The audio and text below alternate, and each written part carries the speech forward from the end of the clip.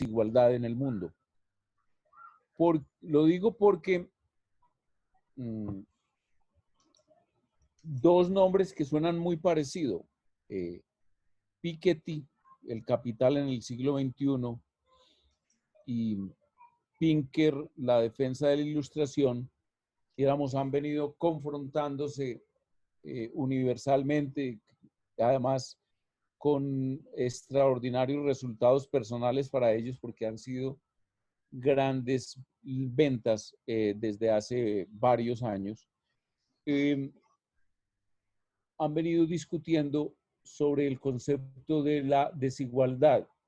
Y si ustedes siguen en el debate también en las redes sociales, particularmente en YouTube, con programas grabados por ellos y con algunos eventos en otras de las redes sociales, con personajes latinoamericanos como Axel Kaiser, como Juan Ramón Rayo en España, como Javier Milei en Argentina, como el partido Vox en España y sus parlamentarios y sus ideólogos.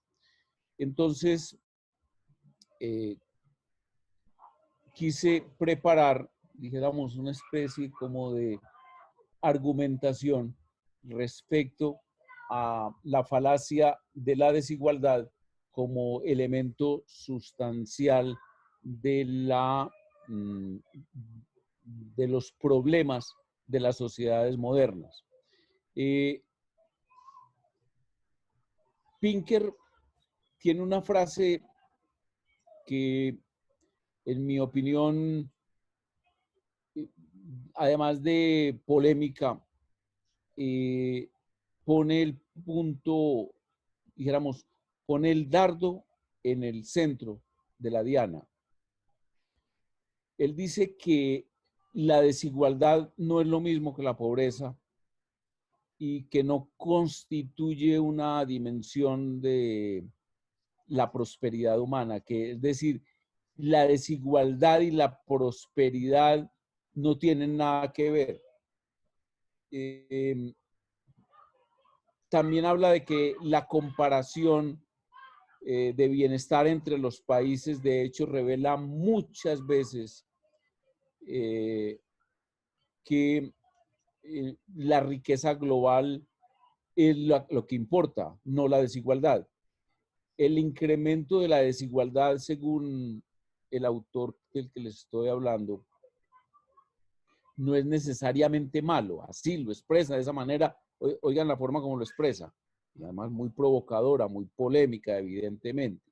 La desigualdad, el incremento de la desigualdad no es necesariamente malo. Dice que a medida que las sociedades escapan de la pobreza universal, y obviamente está pensando en Asia particularmente después de la Segunda Guerra Mundial, y de la misma Europa, pues obviamente después de la Segunda Guerra Mundial. No en Latinoamérica, porque nosotros hicimos un proceso al contrario, nosotros tuvimos uno de los países más ricos del mundo. El país más rico del mundo fue a finales del siglo XIX, un país latinoamericano, Argentina. Entonces él dice que a medida que las sociedades escapan de la pobreza universal, necesariamente, dice, están destinadas a ser más desiguales. Oigan eso. Y el aumento de la desigualdad puede repetirse cíclicamente cuando se descubren nuevas fuentes de riqueza. Está pensando, obviamente, en el fenómeno actual, la tecnología. Y oigan otra frase bien provocadora. Esto todo está fundamentado en cifras, está fundamentado en hechos históricos, es decir, no son especulación, no, son cosas serias. Dice, no siempre es buena la reducción de la desigualdad. Los niveladores, los igualadores más efectivos de la sociedad, oigan esto, pónganme atención, él dice, las Los eventos que más igualan. Primero, las guerras masivas. Segundo, las revoluciones violentas. Tercero, el colapso de un Estado. Y cuarto, uno que estamos viviendo, las epidemias. Igualan por lo bajo, igualan en la pobreza. Entonces él dice que el punto de partida para entender la desigualdad en un contexto de progreso humano consiste, dice él, en reconocer que la desigualdad de ingresos no es un componente, la desigualdad de ingresos no es un componente fundamental del bienestar. La desigualdad de ingresos no es componente fundamental del bienestar. Porque no está pensando en la salud, en el conocimiento, en la seguridad, que esos son elementos de una sociedad igualitaria, de una sociedad moderna. Y esos sí son componentes de bienestar. Pero en esas no necesariamente provienen de, se excluyen en una sociedad desarrollada para las personas pobres o las personas de la clase media. La salud, el conocimiento, la seguridad. Se parte de la base de que esos son bienes, servicios, objetivos que un ser humano en general al que pueden llegar en cualquier tipo de sociedad con tal de que haya riqueza en esa sociedad, aunque haya desigualdad. Y entonces trae un concepto de un autor que cita Pinker, Frankfurt. La desigualdad no es moralmente censurable en sí misma, lo censurable es la pobreza.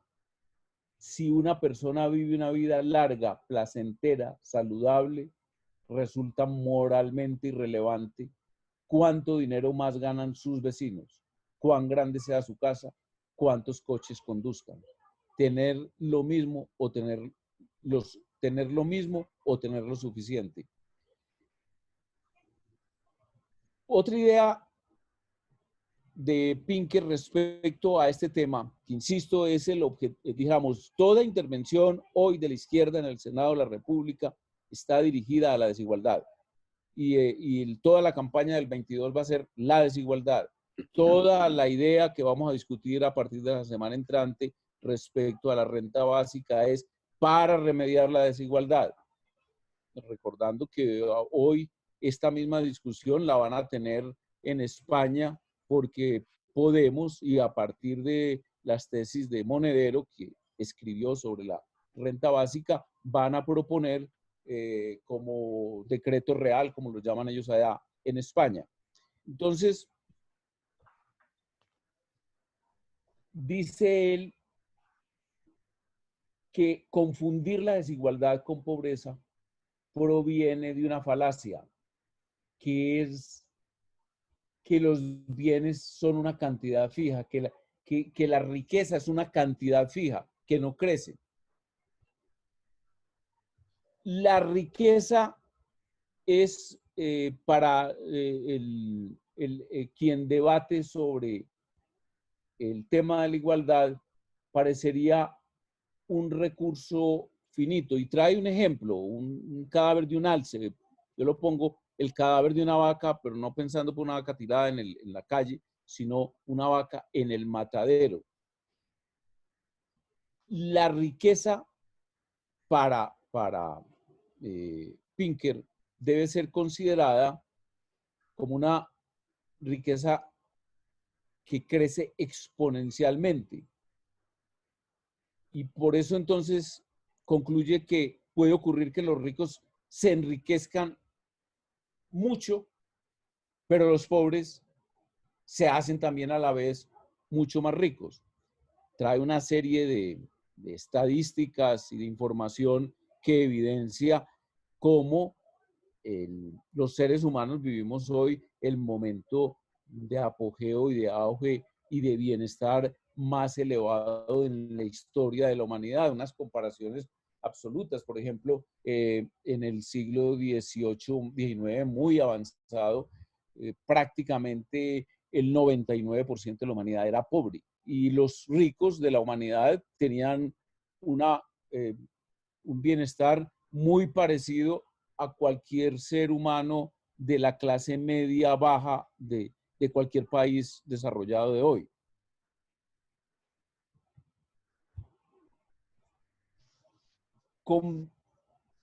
En el contraste, en la discusión de Piketty y de Pinker, que son, dijéramos, quienes expresan con mayor lucidez los dos puntos de vista contrarios, porque acuerde que lo de Piketty termina en la política contraria a la que nosotros hemos venido apoyando siempre: mayores impuestos, impuesto a la herencia, prácticamente supresión de la herencia, prácticamente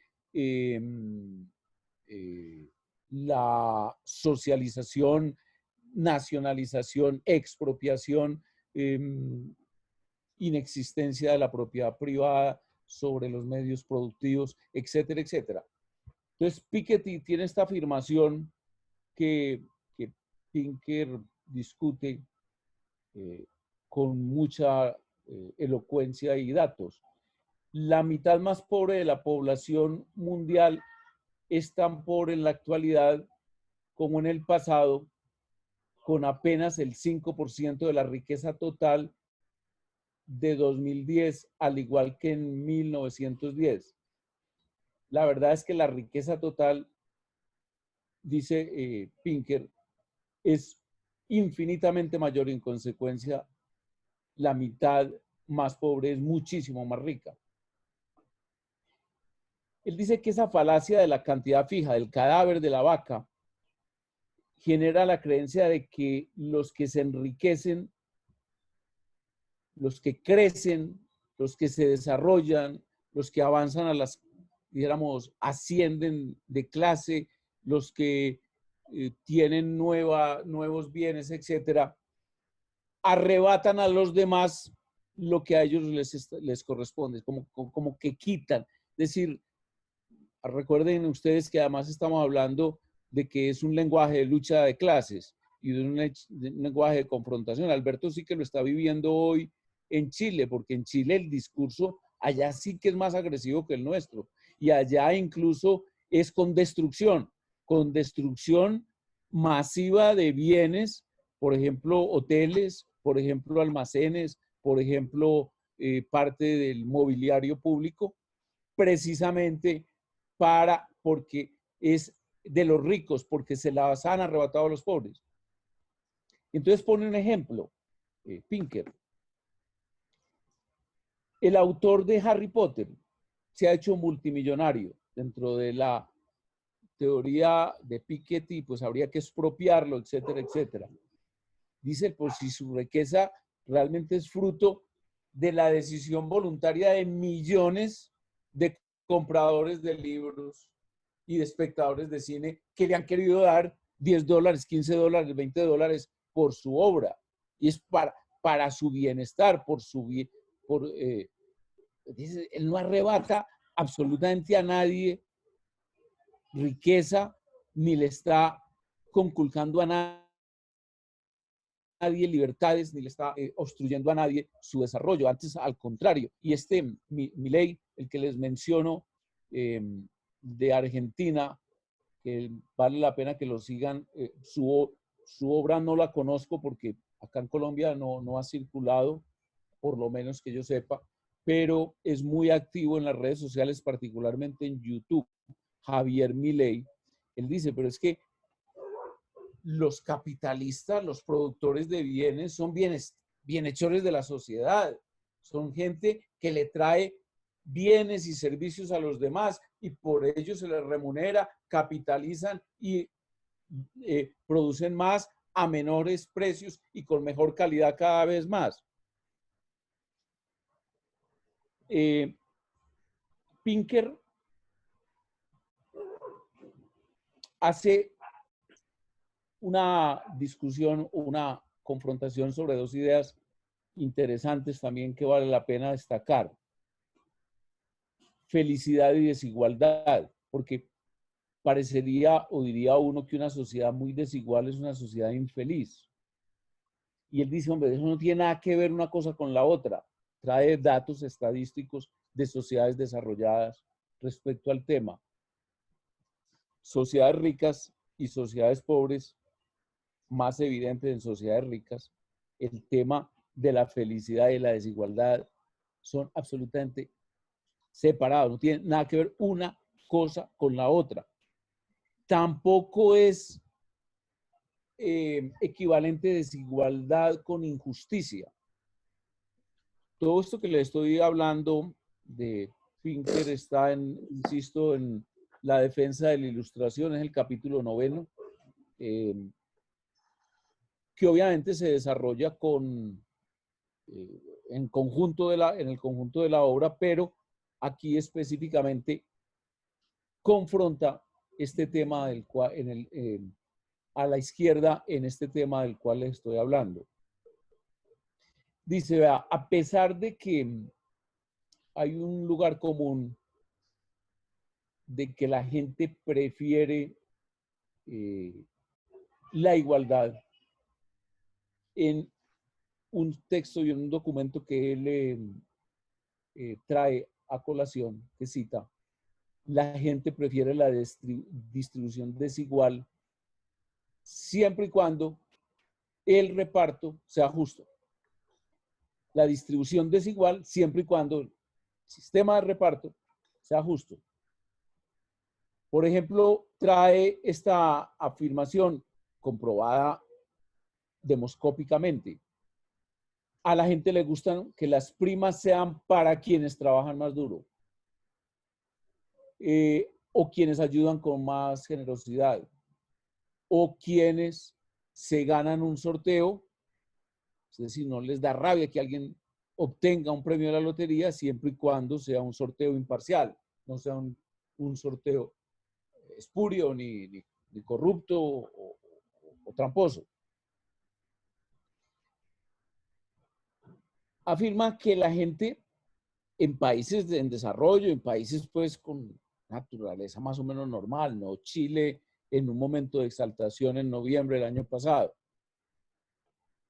La desigualdad económica no supone una insatisfacción siempre que haya meritocracia. La desigualdad económica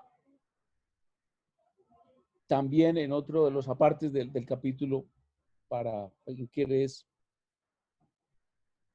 distinta a dimensión de bienestar. No es equivalente desigualdad a pobreza. No es equivalente a pobreza. Él dice que, por ejemplo, los países pobres, incluso hoy por hoy, se están enriqueciendo más deprisa que los ricos y por razones obvias. Vienen de una base mucho más baja. Él dice que, por ejemplo, la globalización, la propagación de los conocimientos generadores de riqueza están haciendo que unos países avancen a unos ritmos muy acelerados, más acelerados que países como los países en desarrollo que están creciendo a unos ritmos del 1,5, 2%. Estaban creciendo. Obviamente todo esto, toda esta lectura de Pinker es una lectura anterior al coronavirus, a la pandemia. Vamos a ver qué va a pasar, qué cambia en general, que seguramente ocurrirá en los análisis de los grandes economistas, pero la afirmación, por ejemplo, de que la pobreza en el mundo está disminuyendo, pues hoy también hay que ponerla entre comillas y entre paréntesis por razones que no vamos a discutir. Me parece muy interesante también en toda esta discusión de este sector de economistas muy ilustrados, llenos de argumentos, de una posición de liberalismo, de la libertad económica, de la que llamaríamos la derecha en el mundo, no se han opuesto nunca, muy insistentes, al gasto social. Y esto le da un argumento muy interesante a las políticas del Centro Democrático y particularmente al discurso del presidente Uribe, discurso que hemos discutido algunas veces. Yo esto lo he discutido algunas veces con Ernesto Yanjure y con Alberto Rendón. A veces se me ha parecido con algunos compañeros que Uribe ronda algunas posiciones de la socialdemocracia en el gasto social. Y leyendo a Pinker, pues qué casualidad, qué cosa interesante, muy coincidente Pinker con Álvaro Uribe en sus expresiones. Recuerden ustedes la idea de la devolución del IVA, recuerden ustedes la idea del seguro, de una especie de fondito pequeño para niño que nazca en los estratos 1 y 2 o hasta 3 en Colombia en el mismo momento de nacer, una constitución de un fondo propio del niño para garantizar su ahorro futuro y sobre todo su pensión para dentro de 60, 70, 80 años, que seguramente será la edad a la que se pensionen los niños que están naciendo hoy. Él dice que el gasto social es un hecho en todo el mundo, que el capitalismo de libre mercado es totalmente compatible con el gasto social. Y además dice, con cualquier cantidad de gasto social. Y dice que los países con libertad económica tienen alto gasto social. Hasta hace una afirmación que me pareció muy asombrosa. No sé, Ernesto, que la vive directamente en los Estados Unidos, porque Ernesto es norteamericano. Él dice que los Estados Unidos, si se suma el gasto social de los patrones obligatorio para el tema médico, termina siendo el segundo país del mundo en gasto social. Y el primero es Francia, o por lo menos de la OCDE. No recuerdo si del mundo o de la OCDE. De pronto es más bien de la OCDE. La clase media, dice también, afirma él en este capítulo tan interesante digamos, de explicación del concepto de la desigualdad como un elemento que no constituye necesariamente una identidad o identificación con pobreza y con injusticia. Dice que la clase media en los países cada vez se está vaciando más, porque, o por lo menos en el caso de los Estados Unidos, la clase media se hace más rica. Y que evidentemente reconoce que en los Estados Unidos se incrementa la desigualdad año por año, porque los ricos han aumentado su riqueza más deprisa que los pobres y que la clase media. Pero en términos generales, todos han aumentado su riqueza, los ricos, la clase media y los pobres. Obviamente, pues no sería, a mí se me ocurre decir que en general, hoy por hoy, con escasas excepciones, eso ocurre en prácticamente todos los países, con excepción de Cuba, Venezuela y Corea del Mundo. Es decir, en todos los países, la pobreza en general cayó hasta por lo menos marzo de este año, cuando comenzó esta pandemia, o digamos, cuando se extendió y cuando comenzó la cuarentena mundial. La explicación, en buena parte, la tecnología y la globalización. Eso hace que las personas dejen o no de ser pobres. La tecnología, la globalización hacen cada vez que más pobres vayan sintiéndose inmersos en la economía mundial y sean menos pobres, aunque sean mucho menos ricos que los ricos que han creado esa tecnología.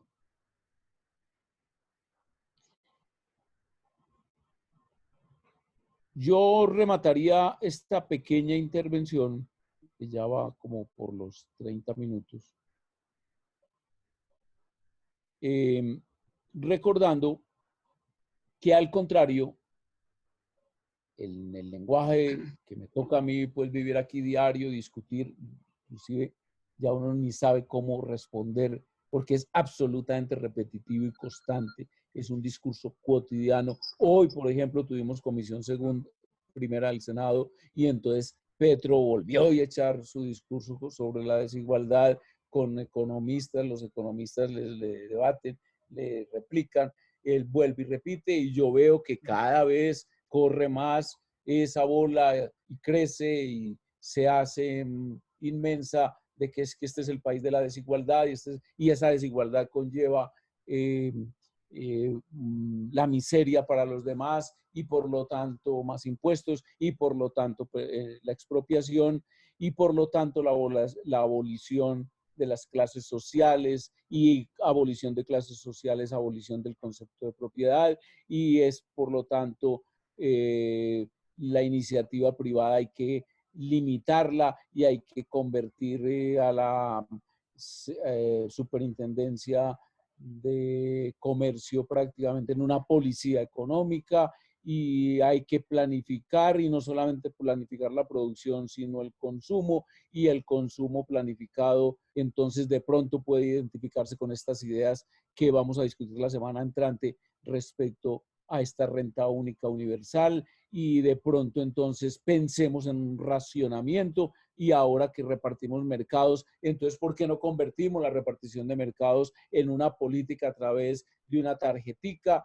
Y por ejemplo, entonces comencemos a hablar de expropiación de bancos o por ejemplo Benedetti ya ha hablado directamente de la necesidad en la Comisión Primera ante la propia ministro de Hacienda y ante la representación de la Asociación Bancaria de la nacionalización de los bancos, que yo creo que en el fondo es más bien la nacionalización de la economía comenzando con los bancos y entonces entramos en la regulación de precios.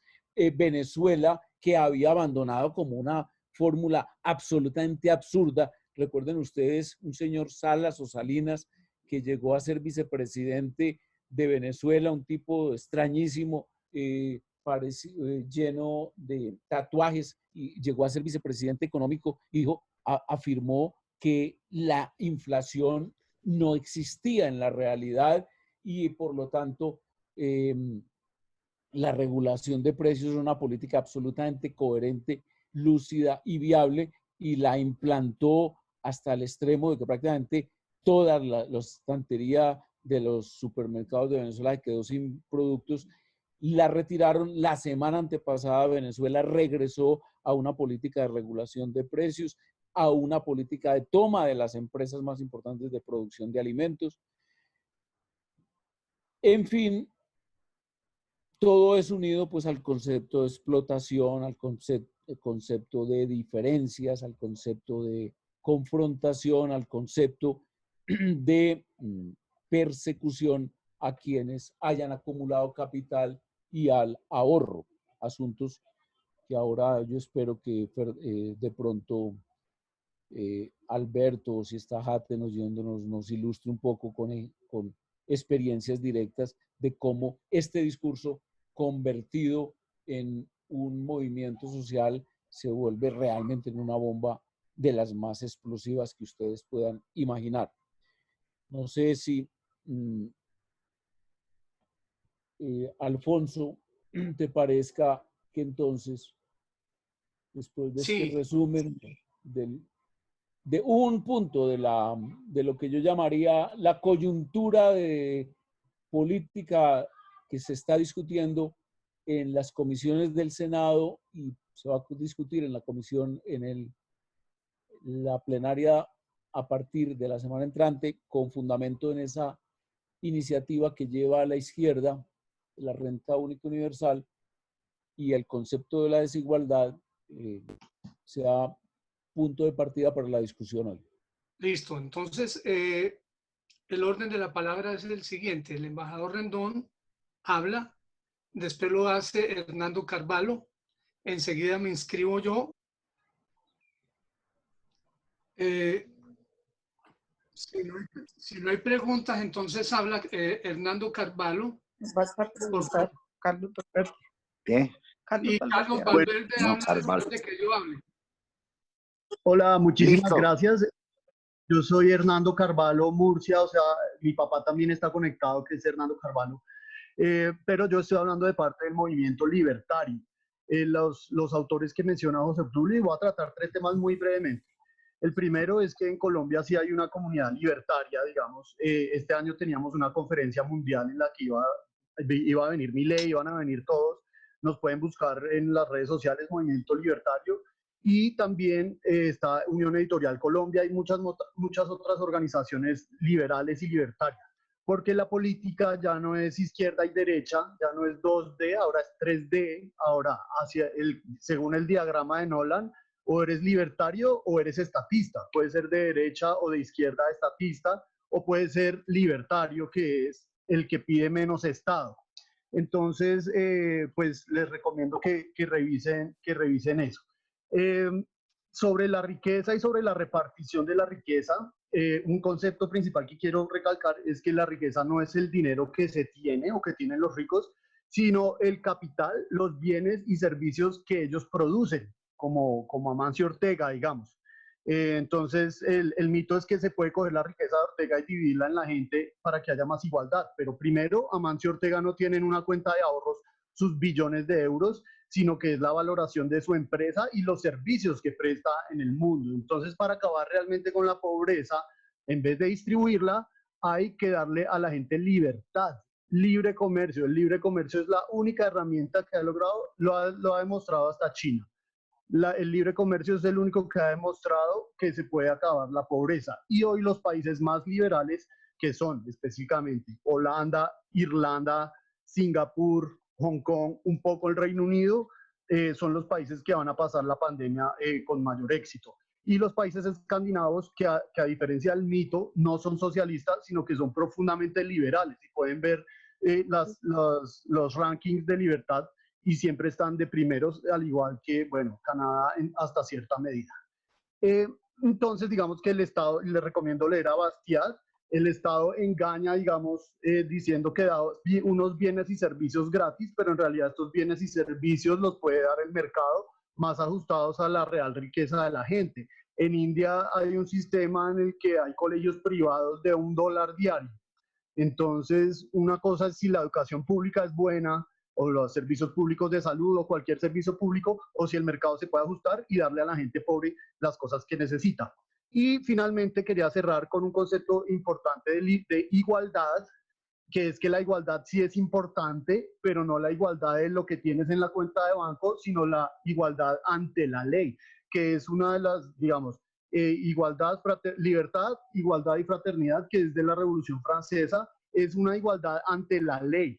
En Colombia no existe igualdad ante la ley. Hay privilegios, amiguismos, barreras de entrada, tanto a la política como a las industrias, y encima tenemos una crisis de la justicia que además fue, digamos, que hubo un énfasis, digamos, durante el gobierno Santos. La justicia patas arriba. No hay igualdad ante la ley en Colombia. Y en Estados Unidos, en eso se enfocó Jefferson y, digamos, los padres de la Revolución Americana, y empresarios como Vanderbilt, que pelearon contra un sistema de privilegios que en Colombia todavía existe. Entonces sí debe haber igualdad, pero igualdad ante la ley y disminución del tamaño del Estado. Muchas gracias. Bueno, entonces el orden de la palabra es el siguiente. Hablo yo, que me había inscrito, después sigue Carlos Manuel Sierra, después después sigue Valverde y después sigue Demién. ¿Les parece bien? Bueno, lo mío es lo siguiente. En efecto, la renta universal es algo que se ha venido discutiendo desde hace mucho tiempo, y no solamente a nivel nacional, sino que se ha propuesto para la comunidad internacional en el sentido de que los países ricos deberían financiar una renta a los habitantes de los países más débiles. Esa idea de renta universal ya ha sido puesta en práctica, que yo recuerdo, estoy citando de memoria, se puso en práctica en Suiza, en algunos cantones y se puso de práctica tal vez en Finlandia, y en ninguno de esos países, de esos dos países, funcionó, porque la gente simplemente dejó de trabajar para esperar el subsidio del Estado, y eso implicaba finalmente la destrucción de la economía, que es la que permite generar riqueza para poder distribuir. Y es verdad que la carencia de igualdad no es por sí misma un problema social grave. De hecho, es que existen desigualdades, como diría John Rawls. Yo recomiendo que leamos a Rawls en la teoría de la justicia, que dice, hay desigualdades que son inherentes, por ejemplo, a la administración del Estado. El jefe del Estado y los máximos funcionarios del Estado necesitan medios de transporte más expeditos, necesitan accesos de comunicación a la comunicación más rápida que el común de los mortales. Lo que diría Popper tiene problemas, y para eso presenta dos principios: es la desigualdad que proviene o de las capacidades, ¿aló? Sí, O de las capacidades que la distribución genética hace desigual, y hay unos que son más capaces que otros, o de aquellos que han heredado su fortuna o son muy hábiles para los negocios y por eso tienen ingresos superiores a los de los demás. Pero Popper dice, Rawls dice, en una sociedad liberal hay dos principios. Si somos liberales, y eso está en el quid de la cuestión, en la discusión con esta gente. Si somos liberales, el primer principio de toda sociedad liberal es la máxima libertad posible para todos en condiciones de igualdad para la misma libertad.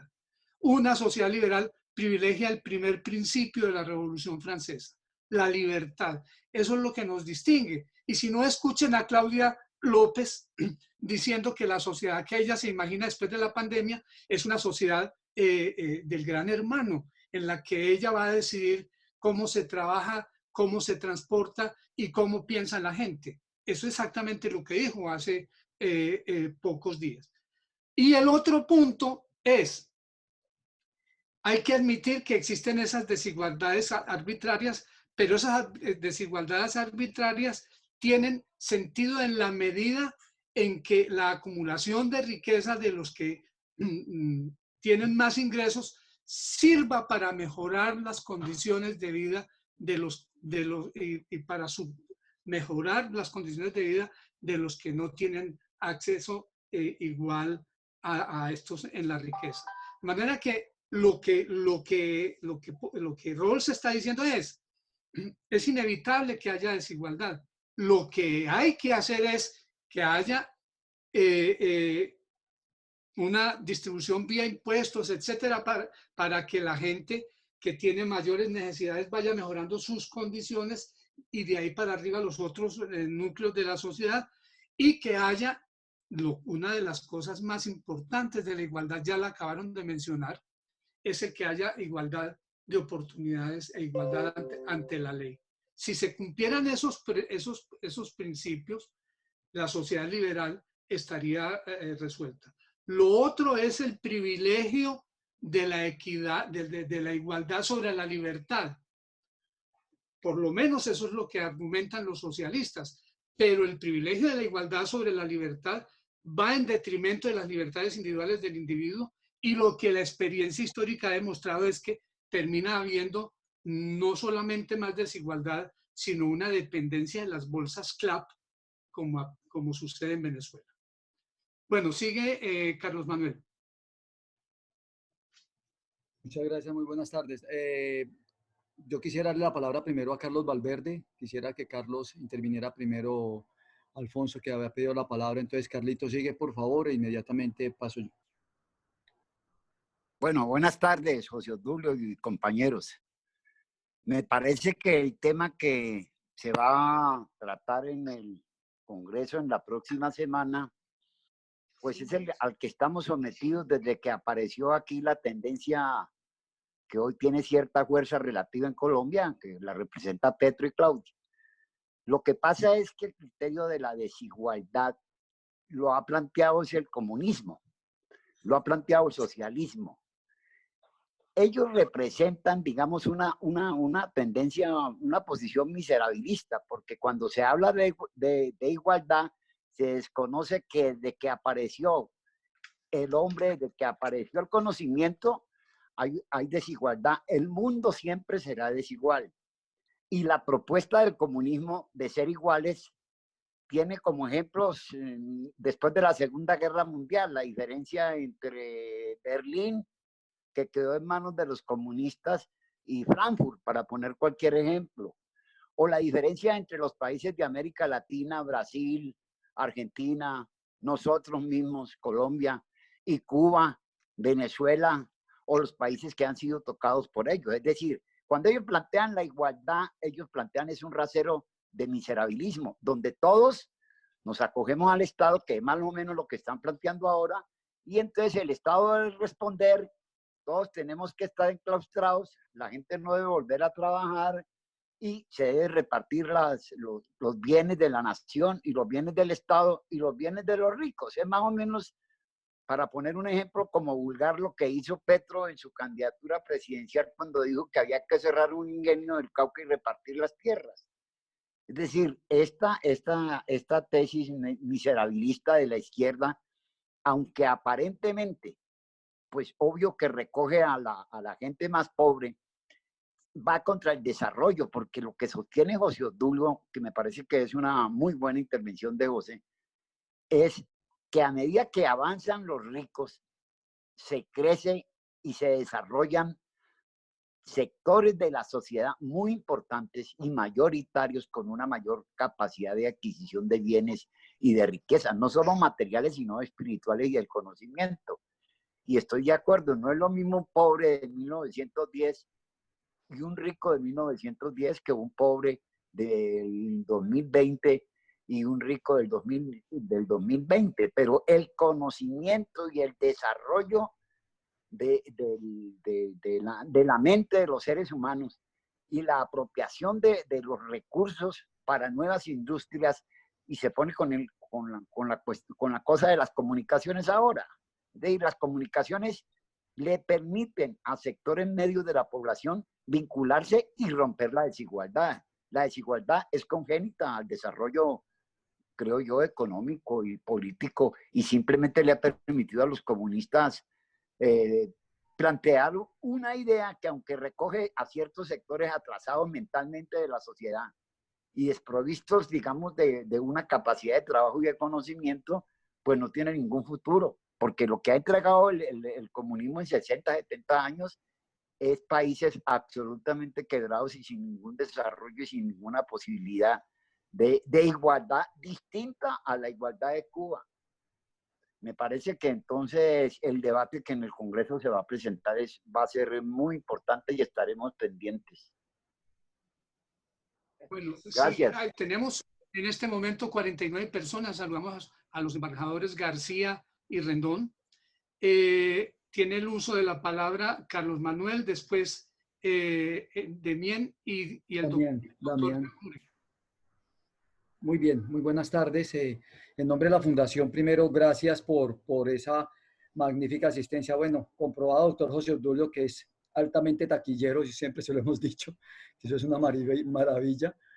También los que nos están siguiendo por las redes, creo que eso es muy, muy importante quería resaltarlo y agradecerles enormemente que nos estén acompañando.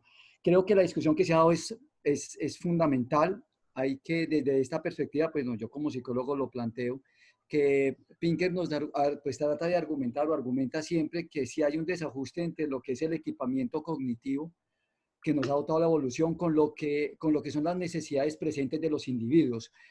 Dice que, y lo plantea y lo argumenta en muchos de sus libros, y hace poco que está mirando un artículo en Canadá sobre el tema, donde planteaba que esto argumenta que la igualdad política no siempre va a requerir una uniformidad. Hay que mirar a los individuos, a cada uno con esos derechos, y quien dice que no tiene derecho a vivir con una posibilidad, acceso y realidad frente a la riqueza, frente a otros, ese es el derecho individual que tenemos nosotros. Creo que el doctor José Obdulio lo matizó muy bien. Me acojo mucho a lo que decía Carlos Valverde ahora. Hay que mirar los indeterminismos, pero sí hay que tener muy en cuenta desde qué perspectiva estamos evaluando esta desigualdad. Me parece que la discusión es totalmente oportuna para darla frente a lo que nos está ocurriendo en el día de hoy. Y simplemente una reflexión más desde la perspectiva psicológica, y es que sí tenemos que empezar a evaluar definitivamente esos cánones que nos habían enseñado en la escuela sobre las necesidades básicas de los individuos. Creo que se debaten acá y hay que analizar bastante acerca de la última revisión que hizo Desigualdad las Naciones Unidas y lo que estaban hablando sobre los indicadores de pobreza. Hay que revisarlos muy bien a la luz de lo que se está planteando, y yo creería que es el momento de que este grupo de personas, y yo los invito, pues aquí hay gente muy docta, muy conocedora de la materia, a que tengamos un alto nivel de conocimiento frente al tema, porque a partir de la próxima semana efectivamente vamos a tener que salir a dar la pelea y a debatir y a acompañar en ese debate al doctor José Obdulio Gaviria. Muchas gracias por esta excelente presentación, doctor José Obdulio, y a todos los que han participado, muy amables. Y a Alfonso, démosle la palabra entonces a Dami. Así es. Demián. Por favor, Demián.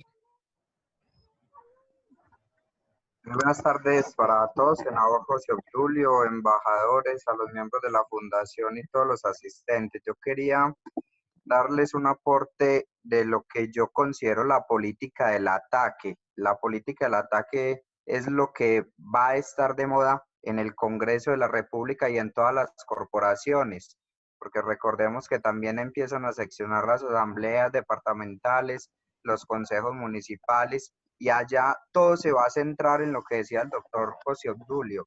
Va a haber un ataque a todos los temas de desigualdad, va a haber un ataque a todos los temas de corrupción, nos vamos a centrar en las necesidades de la población y va a haber una política del ataque en torno a lo que sea pobreza. Todo eso que yo ataque y me catapulte. Es un discurso muy fácil de ganar, es un discurso muy fácil de vender. Es tan fácil que hoy lo hacen los jóvenes desde el sofá de la sala en redes sociales, y simplemente con un ataque en temas de desigualdad, de corrupción, de necesidad, de pobreza, logran catapultarse y sonar y ser interesantes, y creen que están logrando algo cuando ni siquiera han leído un poco de historia o economía. Simplemente es fácil. Ataco cualquier idea contraria al verdadero desarrollo social y ahí estoy ganando puntos. Entonces yo creo que acá nosotros tenemos que hacernos como grupo, como equipo, una pregunta, y tenemos un reto fundamental, y es cómo vamos a desmentir ese discurso y cómo vamos a hacerle entender a la población colombiana que lo que tiene que rechazar son esas tesis populistas que simplemente bajo una sombrilla de algo que detesta toda la sociedad quieren imponer un modelo económico. Eso es lo que nosotros tenemos que entrar a debatir, y cómo vamos nosotros a debatir eso.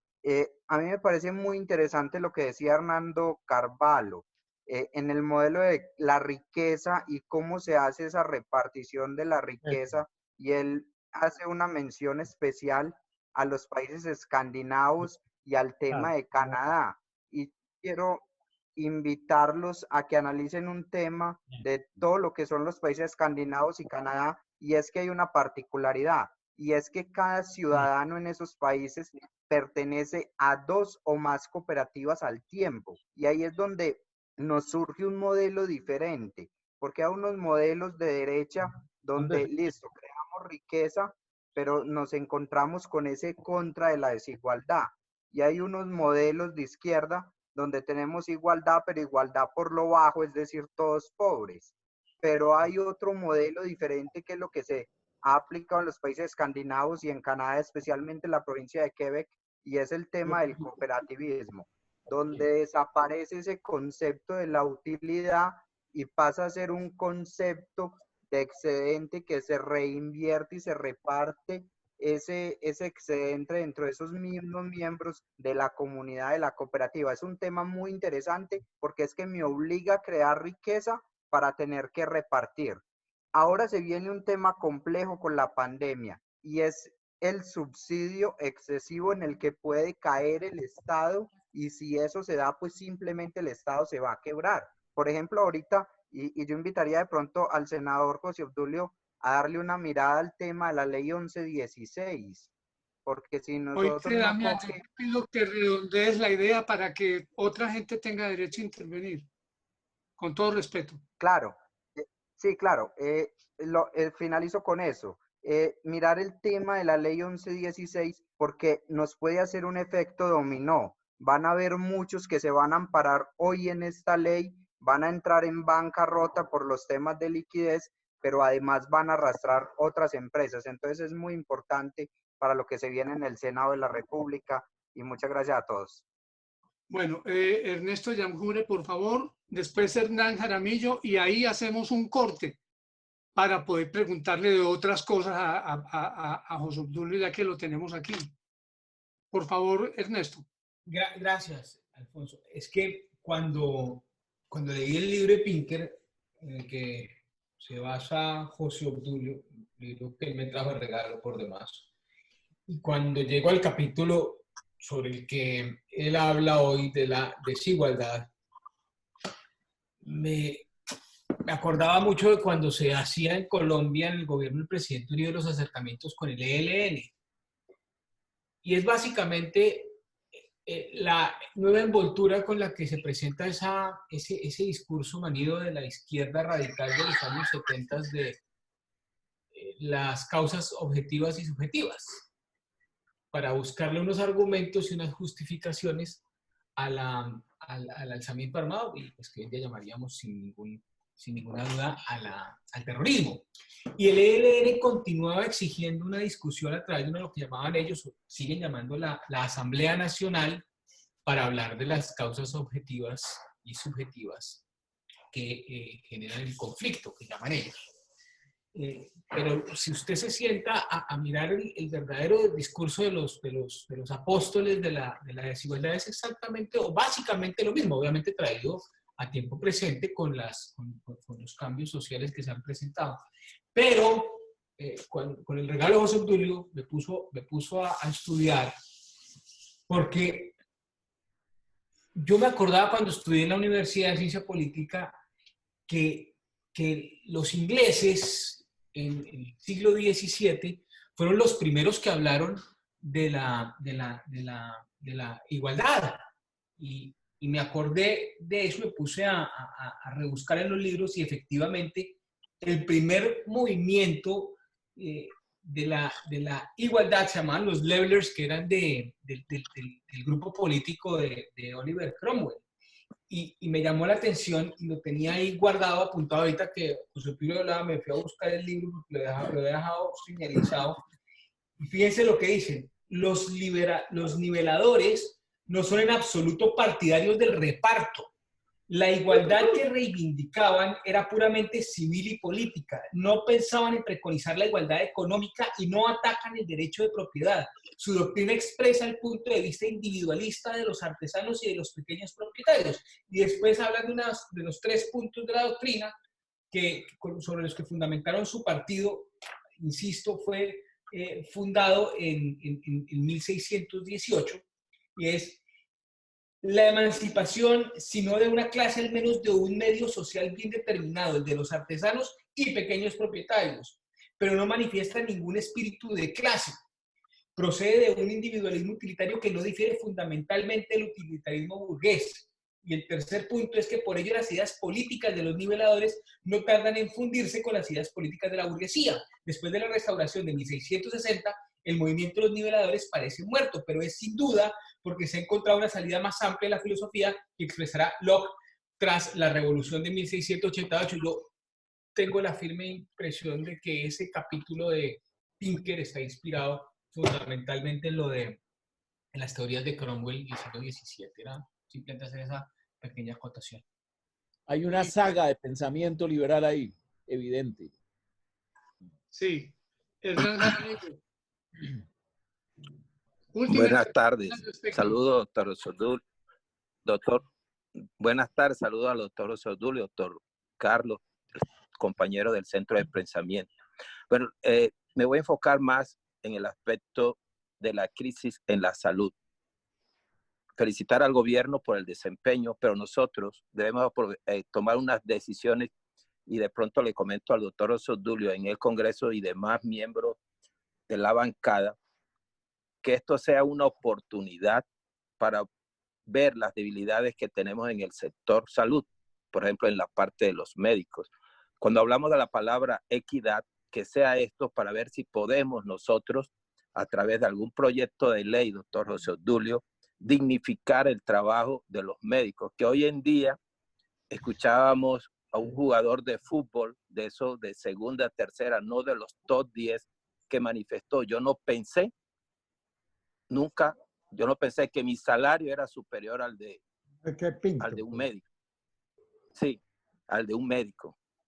Igualmente, mire lo de las psicólogas. Hoy en día son ellas las que junto con el personal médico van adelante para el trabajo de la salud mental y cuánto ganan. Yo creo que es una gran oportunidad, porque estoy seguro que el próximo debate que van a dar para las elecciones que se avecinan, el caballito va a ser la pandemia y el resultado que podamos tener, y los gremios de la salud cómo irán a incidir. Entonces yo creo que es una gran oportunidad. Segundo, los privilegios. Sí, hay unos privilegios en algunas EPS que no hacen las cosas bien.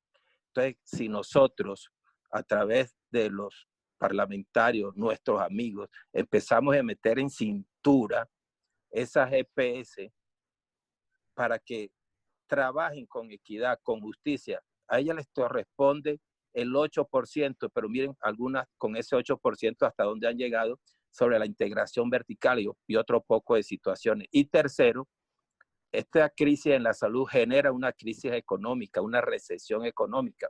Yo estuve chateando con el senador, con el presidente Uribe, y le decía lo necesario que se hace trabajar nuevamente los planes de desarrollo nacionales, departamentales y municipales con nuestras bancadas, concejales, diputados y congresistas, porque hay que modificarlo y ajustarlo a realidad. Entonces yo creo que de todas estas situaciones podemos tener una oportunidad política para reordenar, hacer esa reingeniería en el campo de la salud, en el campo de la crisis financiera que se está dando, si el gobierno podemos ayudarlo a tomar las decisiones más oportunas que tengan como objeto volver nuevamente al desarrollo del campo. Todo esto lo hemos venido hablando en algunas tertulias. Entonces yo creo que hoy podemos volver una oportunidad para ver si en el próximo gobierno podemos seguir nosotros y seguir en el poder de acuerdo a un buen candidato. Muchas gracias. Bueno, ya el doctor Jaramillo comenzó el cambio de tema. Senador, ¿quiere responder esa pregunta o quiere escuchar más preguntas? Pues no la tomo como pregunta, sino como una observación, un comentario con el cual, pues, ¿quién puede estar en desacuerdo? La situación del sector salud desnudado en estas coyunturas es evidentemente desastroso en cuanto a ese tema salarial con respecto a algunos de los sectores, particularmente los contratistas no vinculados, pero es un asunto que ya la Comisión Séptima tiene como debate de fondo para la semana entrante, y no crea que no es un asunto pues crucial, claro. Bien, preguntas para el doctor José Obdulio. Yo tengo Me parece muy bien traído el tema de Amancio Ortega en la discusión inicial sobre el tema de la igualdad y la definición de lo que es hoy un capitalista y casi como un coordinador, un director de orquesta, de la producción, casi que un bienhechor de la sociedad, porque la verdad es que Amancio Ortega es un hombre con un olfato político enorme, o por lo menos, si no es olfato político, su sensibilidad y su sentido común ha logrado generar unos hechos políticos en España que se convierten en bofetadas a la ideología que, como muy bien lo sintetiza Carlos Valverde, muy bien lo sintetiza Carlos Valverde, estamos hablando del marxismo, exactamente. Estamos hablando de alguien que en ese lenguaje que engloba todo y que no sintetiza, sino que vulgariza todo, entonces es el gran propietario explotador. Entonces Amancio Ortega, con sus políticas, lo que ha generado es todo un fenómeno contrario al que hoy intentan convertir en política general de España, que es la expropiación, la nacionalización, la inmersión de España en una línea de supresión de libertades económicas. Amancio Ortega ha derruido una serie de mitos. Por ejemplo, cuando surgieron los debates el año pasado sobre temas de salud, Amancio Ortega había creado una fundación que había aportado nada menos que 300 millones de euros, digan ustedes la cifra, 300 millones de euros, a la solución de un problema crucial de la seguridad social en la comunidad autónoma de Madrid, en el asunto de la oncología. 300 millones de dólares. Entonces, ellos, estoy hablando de los marxistas, los comunistas, el señor Pablo Iglesias, hoy vicepresidente de España, salió a la palestra diciendo que era mejor que él pagara impuestos y que no estuviera haciendo caridad.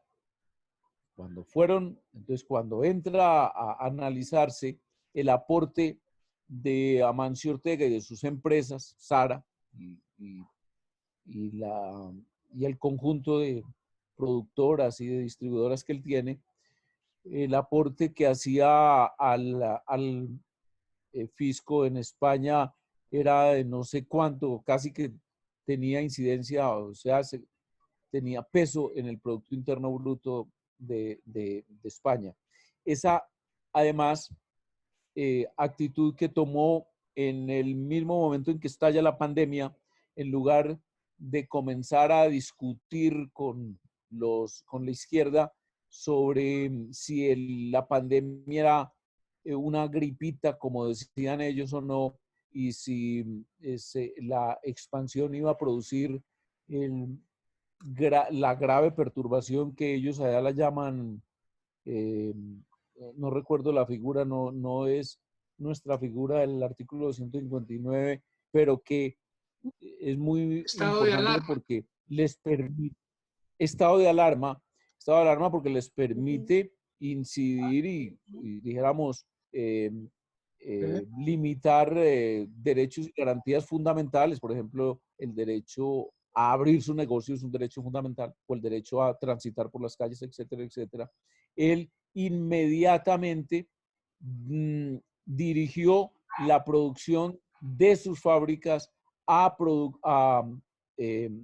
utensilios, vestidos y todo lo necesario para los trabajadores sanitarios, como los llaman los españoles. Es un ejemplo interesante en el debate español de lo que planteo yo aquí, la gran discusión sobre la desigualdad y la justicia social y las políticas que está proponiendo una parte de la coalición de gobierno, el Partido Comunista, expresado en un movimiento que ya se llama Unidas Podemos, que incluye Izquierda Unida, que es el antiguo Partido Comunista Español, ha sido realmente derrotado con hechos y con expresiones muy interesantes de esta figura del empresariado gallego, creo, en España, Amancio Ortega.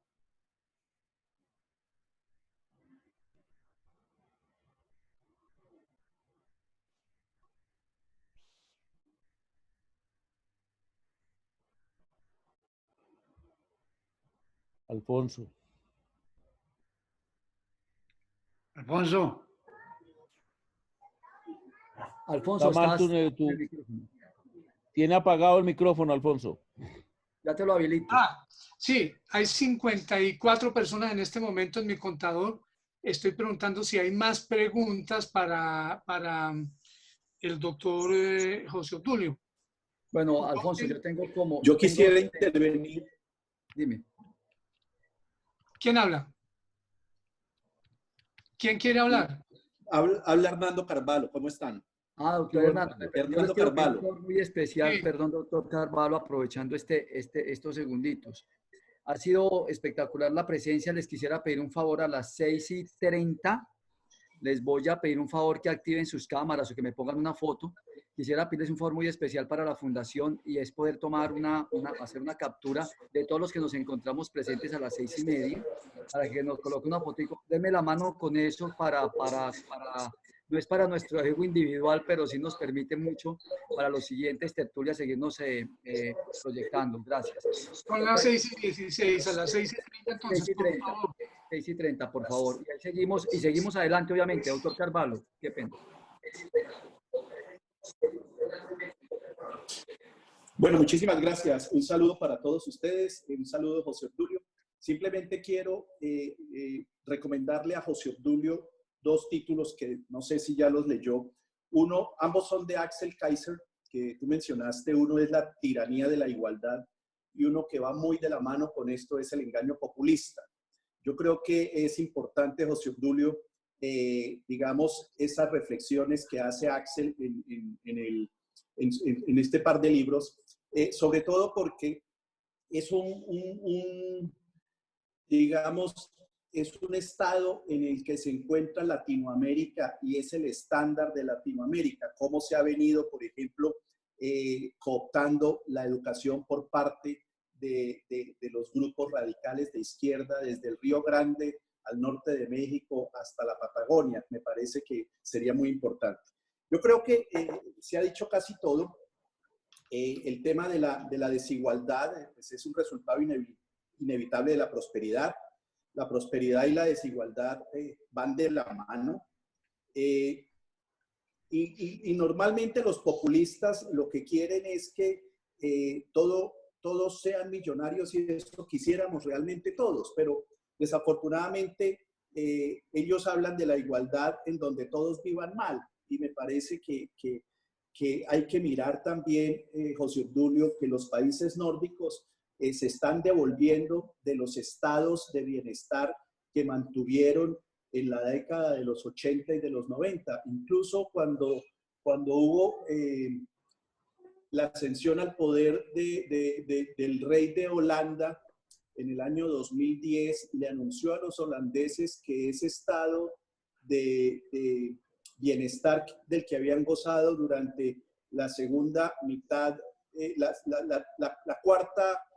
el cuarto trimestre del siglo, la cuarta parte del siglo XX, se había terminado porque definitivamente los estados no tienen la capacidad. Yo estoy escribiendo un libro precisamente sobre estos aspectos y sobre la economía colombiana y me preocupa muchísimo, José Obdulio, que casi nunca se menciona en estos debates de igualdad y en estos debates de derechos que se inventó la Constitución de 1991 y que fueron traídos de la Constitución soviética. Realmente se miren las cifras. Por ejemplo, en el año 2020, que iba a ser un año, digamos, importante para la economía porque íbamos a crecer un poco por encima del 3.3%, lo cual es absolutamente muy poco para un país que está en vías de desarrollo como Colombia. Nosotros deberíamos estar creciendo al 8, al 10, al 12% y podemos hacerlo con unos sectores estratégicos. Pero si nosotros miramos el presupuesto de este año, que era de 271 billones de pesos, Yo veo con preocupación que los ingresos reales de la nación son 160 billones de pesos o 170 billones de pesos en el mejor de los casos, que este año pues obviamente que no se va a lograr porque la parálisis de un mes de la economía colombiana le cuesta 100 billones de pesos. Nuestro PIB está cercano o estaba cercano a los 1.2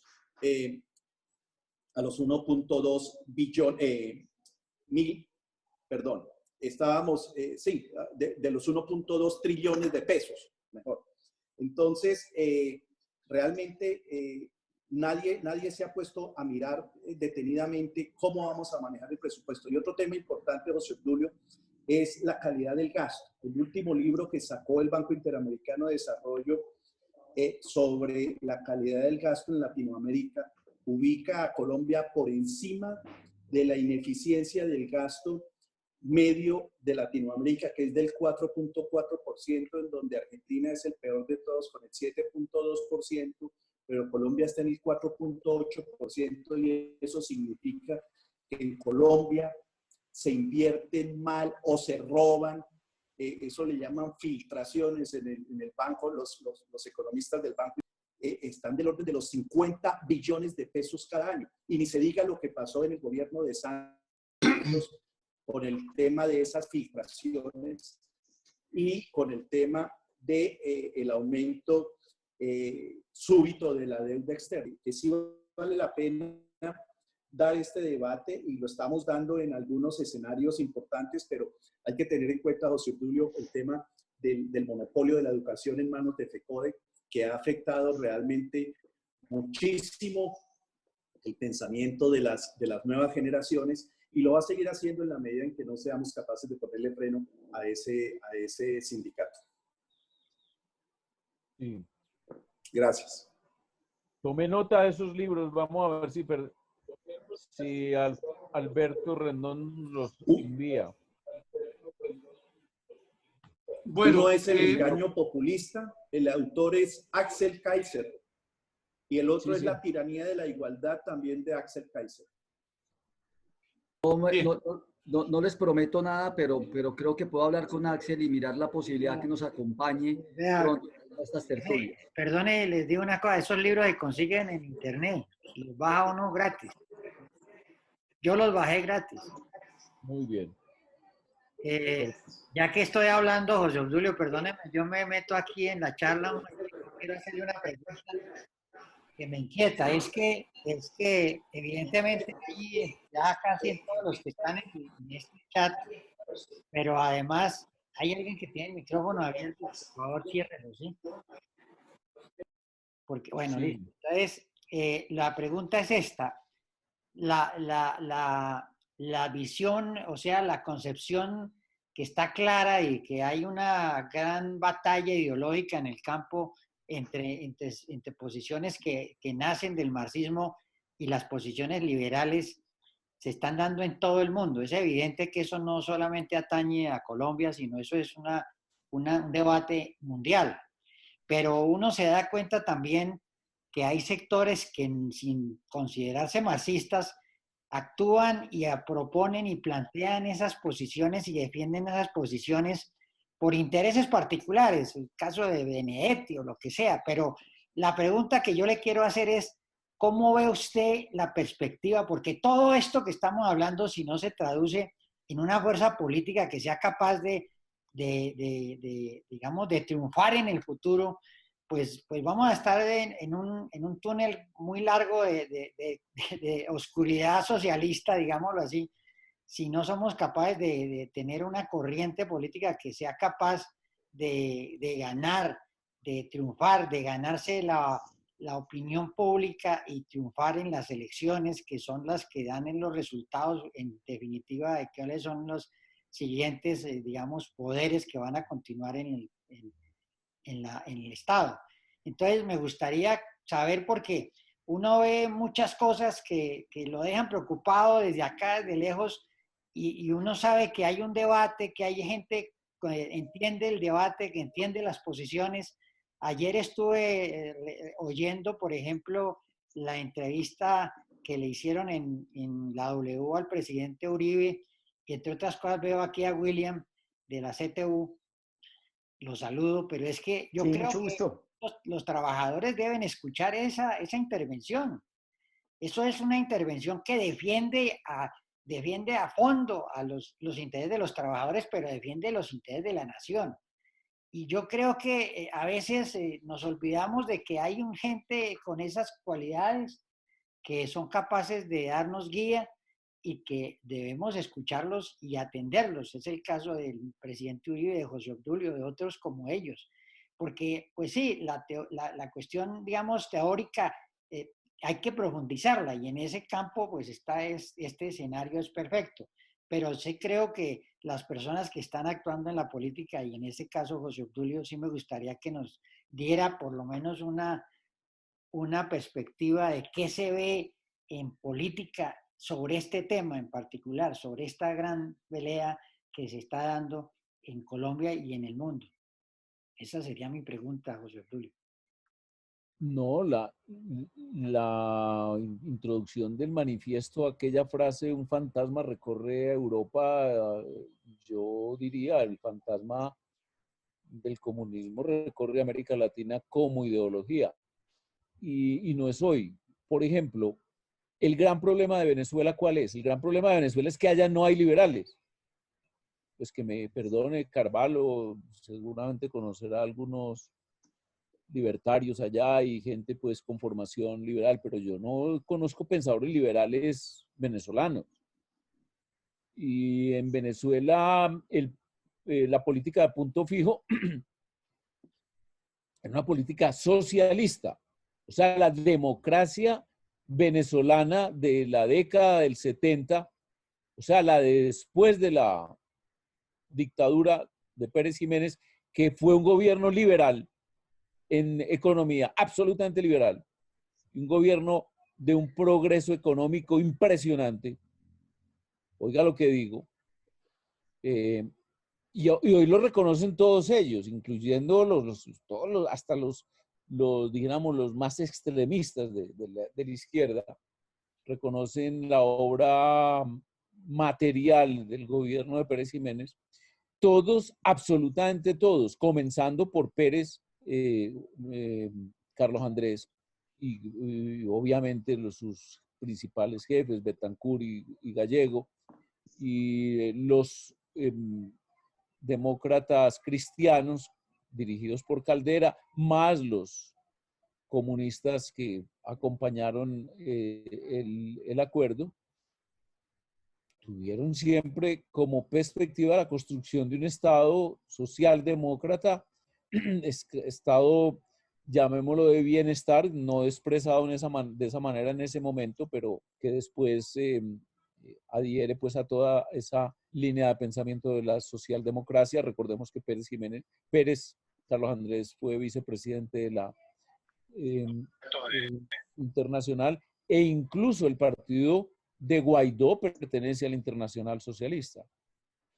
O sea que ese es un tema respecto al cual sí hay que dar un gran debate en América Latina y creo que hoy por hoy la correlación de fuerzas en el debate internacional y en la academia no nos favorece mucho. No sé si ustedes que están más activos, yo estoy totalmente retirado de la academia.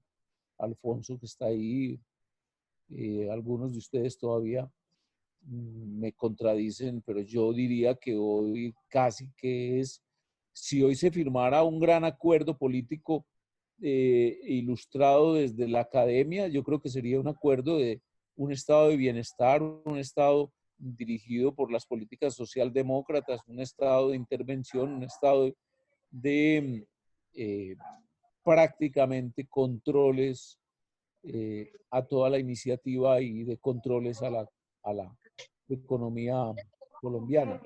Y ese es, creo yo, el destino al cual vamos dirigidos y se está recorriendo. Hoy no hay un solo partido en el Congreso de Colombia que sea un partido liberal propiamente dicho, porque nuestro partido, con excepción de una corriente que lo es y que la defendemos, también tiene elementos que defienden elementos de la política intervencionista, del estado de bienestar y del estado intruso y gigantesco que perturba completamente el desarrollo y el crecimiento económico. Por favor, son las 6:30, encender las cámaras. Todos.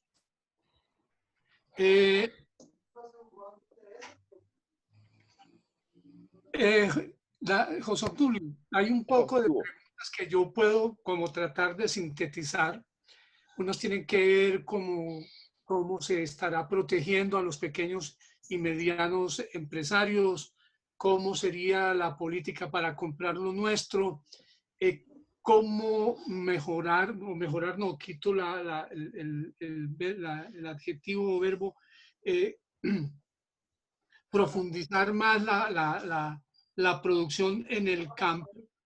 Pero yo diría que todo esto tiene que ver con una serie de medidas económicas, pero también con la manera como se está manejando la política en nuestro país. Es verdad que hay una andanada o que está comenzando una andanada de la izquierda que va a cuestionar absolutamente todo lo que está haciendo el presidente Duque como caballo de batalla para ganarse las elecciones en el 2022. Pero la manera como el presidente Duque está manejando la situación también es una oportunidad para mostrar cómo es una salida liberal, y ahí sí nos compete a los que escribimos y a los intelectuales que tienen alguna influencia, señalar claramente que hay dos modelos en juego, porque no basta con decir que hay un modelo en el que se está privilegiando la igualdad económica sobre la libertad, sino que hay que decir cuáles son las ventajas de una sociedad liberal que privilegia la libertad sobre otro tipo de principios, sin descuidar de ninguna manera el desarrollo económico. La manera como se resuelva esta contradicción que hay ahora determinará el futuro político de nuestro país.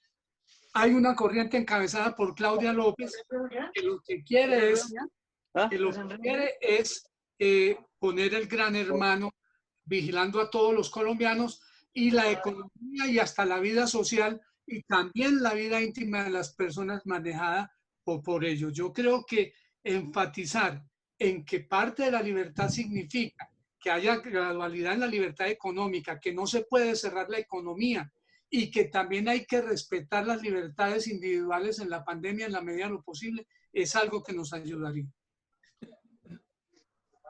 Sí, incluso hay un gran debate universal sobre cómo se ha conducido el tema en diversos países.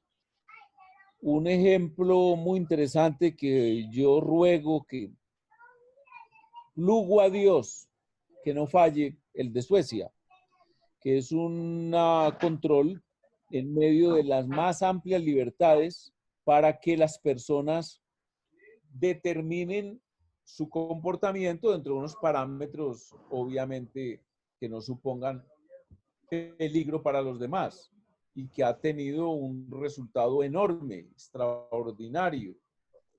Y también puedo poner como ejemplo el de Alemania, en contraste con los bamboleos de los socialistas comunistas españoles.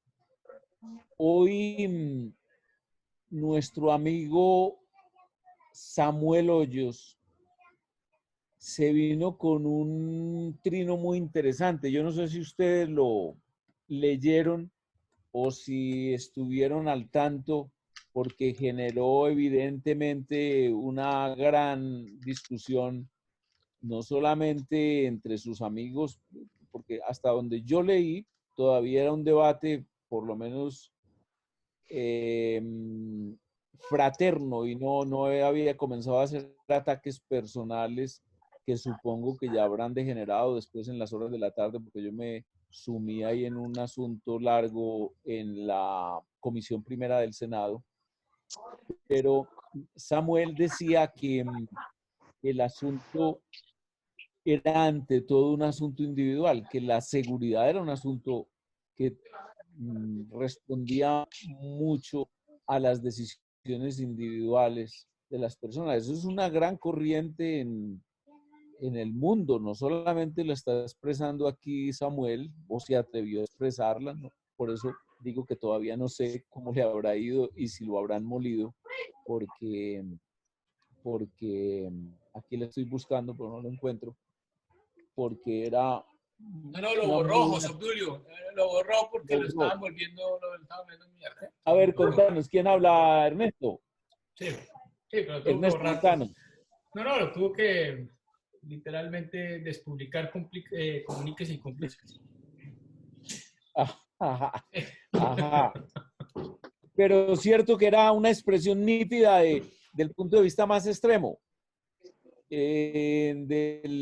Dijera, pues razonable. No estoy hablando... La idea era clara. Es decir, el concepto es claro. Lo que pasa es que creo que lo redactó mal. Entonces dio para que lo desfigurara y lo caricaturizara. Pero el concepto es claro. Y voy a meter aquí la cuña. Ese es el concepto laureanista perfecto, absoluto. Doctor, es la verdad, pero pues no vamos a entrar en esa discusión ahorita. Sí.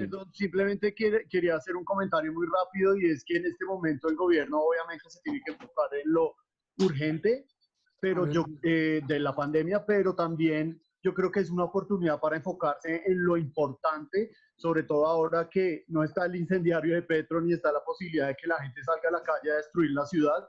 Creo que es el momento de hacer unos recortes específicos en el Estado y subsanar muchos de los problemas que se nos vienen por cuenta del mal manejo de las finanzas públicas. Es el momento. Que además, una situación de pandemia tiende a generar la actitud contraria, a gastar desenfrenadamente. Que gane. Hoy me dice el profesor para hacerlo para que se matricule para que algo así del otro mes. Pero una cosa es gastar desenfrenadamente, digamos, en el tema de rescatar o de atender la emergencia, y otra cosa es ver la estructura del Estado. Si está siendo eficiente, yo creo que es el momento de cortar entidades, de hacer ciertas liquidaciones de entidades que estamos en deuda, y de revisar cómo está el funcionamiento del Estado, porque en esta situación de emergencia es el momento. Después no se va a presentar una oportunidad similar, me parece. Estoy de acuerdo, plenamente. Sí, yo creo que hay entidades que pueden fácilmente ser suprimidas con base en la tecnología, José Tulio. Por ejemplo, lo que es la Superintendencia de Notariado y Registro, lo que es la Registraduría Nacional del Estado Civil, lo que es la misma Contraloría General de la República. Es imposible que una entidad que se gasta 650.000 o 700.000 millones de pesos al año tenga en total una cuenta por cobrar que nunca van a pagar quienes tienen juicios fiscales de 450.000 pesos en todo lo que ha investigado la Contraloría a lo largo de su existencia. Entonces, no se justifica realmente tener esas entidades, y con tecnologías como Big Data y Blockchain pueden ser fácilmente reemplazadas. A mí me decía una persona que él en su empresa iba a implementar el teletrabajo y que en eso se iba a demorar aproximadamente 1 año y medio, y lo hizo en 8 días. Finalmente, digamos que estas crisis generan también muchísimas oportunidades, y yo creo que es oportunidad de bajar el gasto público de una manera que sea mucho más eficiente. La mención que hacía del Banco Interamericano de Desarrollo es bien importante, también lo pueden bajar por internet, ese libro completo de cómo realmente se está destruyendo valor al país con ese gasto ineficiente que suma el 4.4% del PIB. O sea, está llegando a los 55 billones de pesos. Si nosotros con eso organizáramos, por ejemplo, como lo estamos proponiendo, un fondo soberano de ahorro para las presentes y futuras generaciones, como lo tiene, por ejemplo, Noruega. Noruega tiene un fondo que vale 1.3 trillones de dólares. Son 5.5 millones de habitantes y cada uno de esos habitantes tiene un ahorro superior a los $200.000. Nosotros nos damos cuenta que aquí no ahorramos. Y uno de los problemas de la izquierda es que hablan del consumo y que los neoliberales y que los consumistas. El principio liberal y el principio del capitalismo es precisamente el ahorro, no el consumo. El consumo es una consecuencia del ahorro y de la calidad de vida que cada uno quiere tener. Eso son decisiones individuales. Pero me parece que es muy importante, José Obdulio, restringir el gasto público y yo no veo realmente la voluntad política de hacerlo. Hay muchísimos, me disculpan los diplomáticos, pero hay muchísimos consulados que no deberían existir, que todos los trámites se pueden hacer como se está haciendo esta reunión, virtualmente y con las nuevas tecnologías aplicadas, pero sí que podríamos reducir el gasto. Y acordémonos de algo que decía el profesor Angus Maddison, que es muy mencionado por Javier Milei, que es un economista argentino muy importante. El profesor Angus Maddison hablaba de las estadísticas y también hablaba de cómo se ha venido, digamos, cómo la sociedad cada día es mucho más rica y mucho más próspera, así sea mucho más desigual. Es que la desigualdad no tiene que ver con la calidad de vida necesariamente de las personas. La calidad de vida de todos los habitantes, de los 7.750 millones de habitantes, ha mejorado. Todavía tenemos un 8% de pobreza extrema y de hambre en el mundo, que son 650 millones de personas. Pero hace 200 años era el 98% de la sociedad que era pobre. Digamos que la condición natural del ser humano es ser pobre. Tiene que ir haciendo riqueza en la medida en que va creciendo en su vida y en que se va desarrollando y en que va trabajando. Y otro tema muy importante, José Obdulio, es el tema asistencialista. Yo creo que en el Centro Democrático le han dado mucho énfasis a ese tema del asistencialismo y me parece que es un gravísimo error. Yo tengo la experiencia como empresario de los Llanos Orientales. Allá es más fácil llevar un trabajador del interior que conseguirlo en los llanos porque todos están con Sisbén y todos tienen diferentes tipos de subsidios que si se les suman dicen que son casi lo que les va uno a pagar, entonces que mejor que si siguen en el Sisbén porque ahí no tienen que trabajar. Me parece que esas políticas asistencialistas destruyen mucho la economía del país. Que si trabajan además los pierden. Es que comenzamos con, ¿por qué estabas todavía cuando comenzamos con ese tema precisamente? No sé qué más se les ocurra que podamos hablar. Hay preguntas muy concretas. Hay gente que está diciendo cómo se podría ayudar más todavía a los pequeños y medianos empresarios. Preguntas de ese tipo. Bueno, ya el decreto de ayer establece un apoyo. Nosotros veníamos hablando con el gobierno de un subsidio, no préstamo, a los salarios. Eso se discutió muchísimo, terminó creo que siendo un apoyo del 40%, entiendo. Espero que no sea lleno de controles burocráticos y dificultades para la obtención de ese subsidio inmediato. Yo me imagino cómo será un empresario, cómo fue el 30 de abril de un empresario que no tiene ventas hace mes y medio. Yo creo que eso fue pues, prácticamente una tragedia.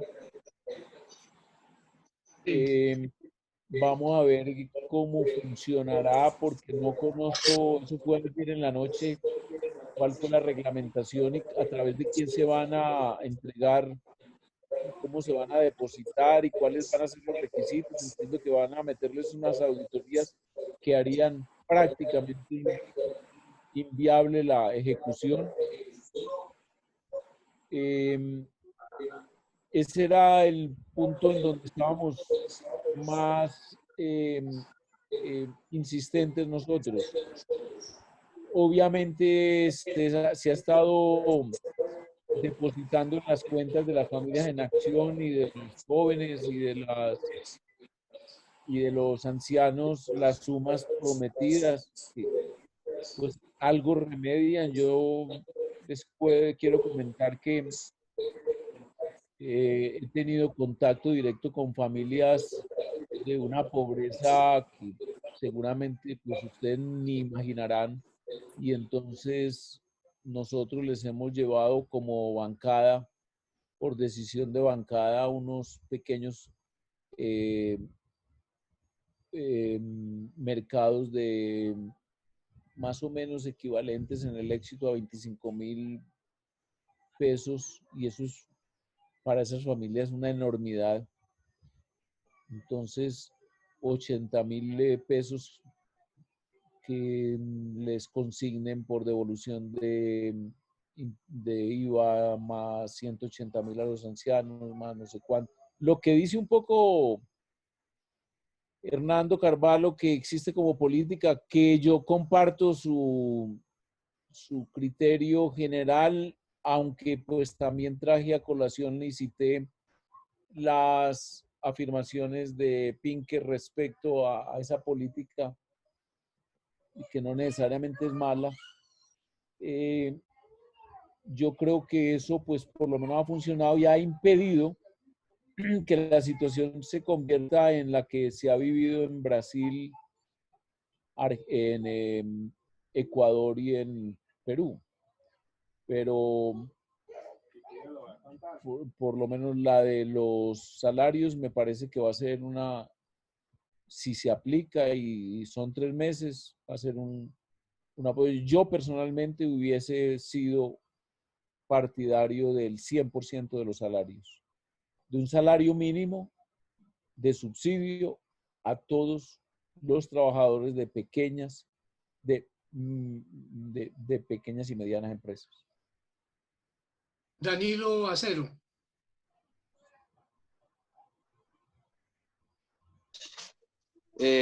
La pregunta es para el honorable senador y agradeciendo la invitación, ¿no? Desde la Constitución del 91, senador, se ha hablado mucho del Estatuto del Trabajo. Han pasado mucho tiempo y pues no hemos avanzado en nada o en muy poco en el tema. La pregunta sería si en este momento sería aprovechando la ocasión para impulsar este Estatuto del Trabajo, ya que pues estaríamos arreglando de raíz el atraso que tiene nuestro Código Sustantivo de Trabajo, además de dignificar, como decían, la profesión de los médicos y enfermeras. Era básicamente eso, senador.